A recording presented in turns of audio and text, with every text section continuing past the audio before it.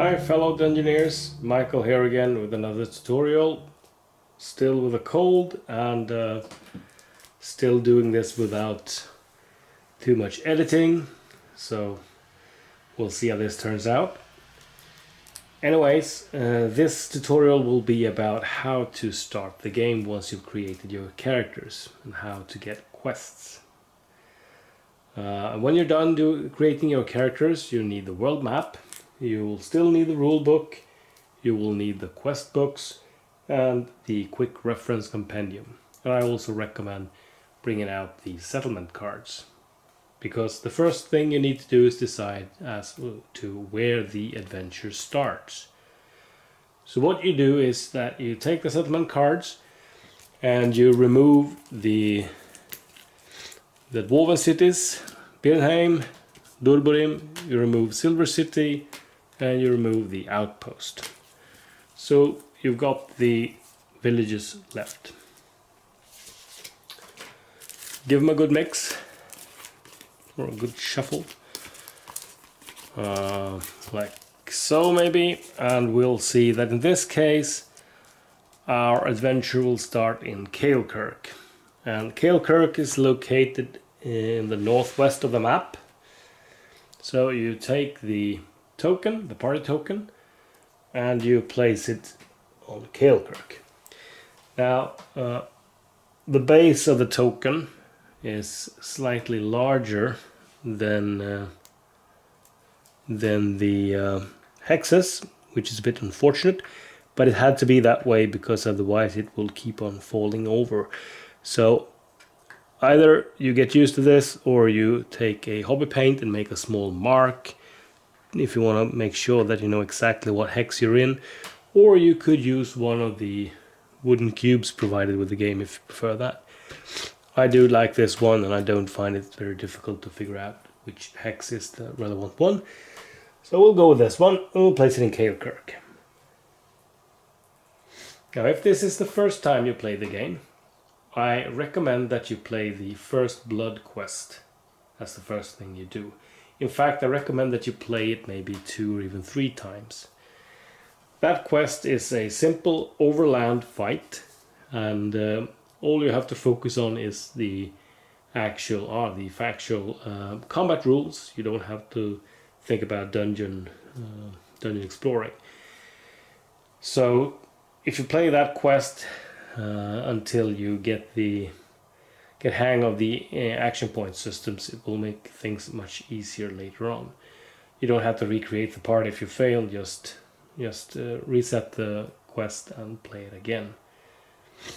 And once you're done with that, if your heroes survive, they will enter Kael'Kirk. And at this point, well, the party has obviously been formed, but they haven't done any kind of noticeable deeds.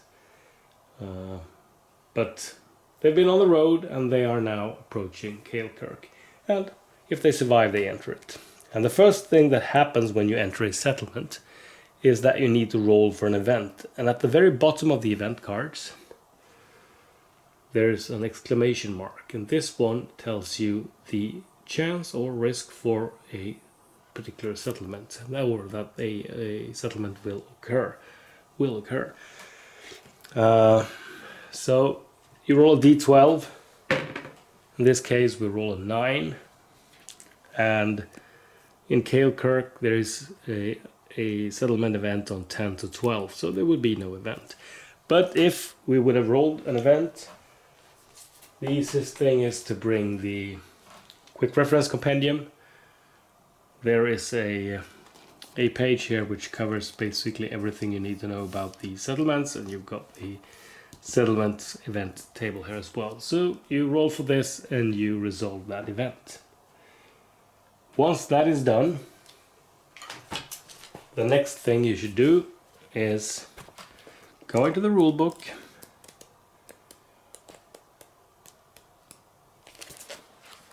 and find page 131. And this outlines the procedure for finding quests. Actually, it starts on page 130. And it says, whenever the parties in a settlement, they may either start an available campaign or roll to see if there are random quests available. Now, plenty of people start this game by playing the Raising Dead campaign.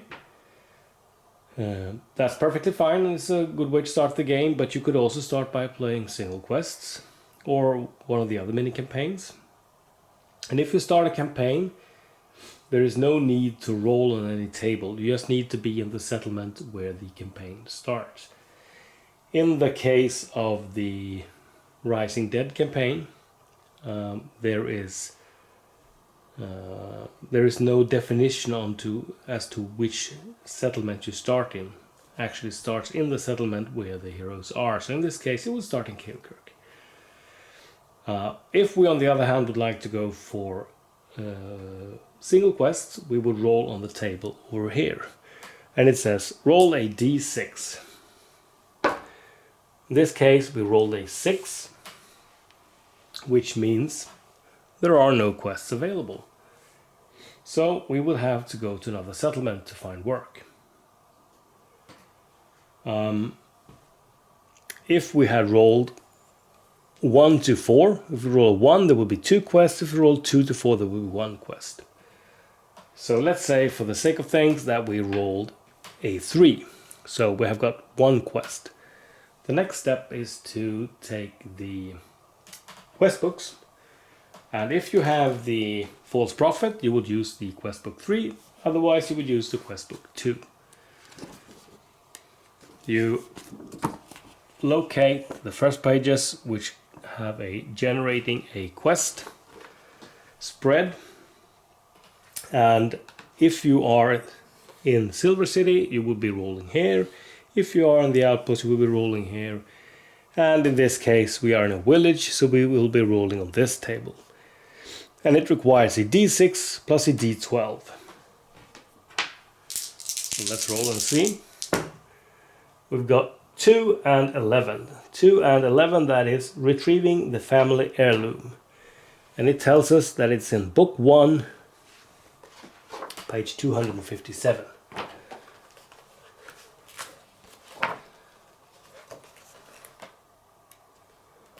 Retrieving the family heirloom. So here it is. This will be the quest. And it also tells you that this quest is played out, quest location, in the settlement. So in this case, you wouldn't have to travel the world map to resolve the quest. If, however, you would have to travel the world map because it says it's in a random location,